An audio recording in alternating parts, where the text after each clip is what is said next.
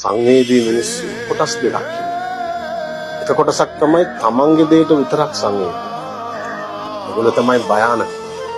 ඒගොල්ලෝ දේවල් සූරගන්නේ හොඳට හිතලා බලලා තමන්ට අවශ්‍යම දේ විතරයි. කාටත් සංවේදී මිනිහගේ හිත හරි ඉක්මනට රිදෙනවා. මේ මිනිසුන්ට සමහර දේවල් දරා ගන්න බැරි වුණාම ඔය වගේ කෝච්චියට පැනලා මැරෙලා. කෝච්චියට බෙල්ල තියපුවේ සංවේදීයයිද සුබේ? නෑ නෑ. තමන්ට විතරක් සංවේදීයයි. ඒගොල්ලෝ කෝච්චියට පනින්නේ නෑ. ඒගොල්ලෝ කරන්නේ අනිත් අය කෝච්චියට පන්නන එක. මමත් ඒක කෙනෙක්ද සුබේ? වයින් කවුරුත් කෝච්චියට තාම පැනලා නෑනේ.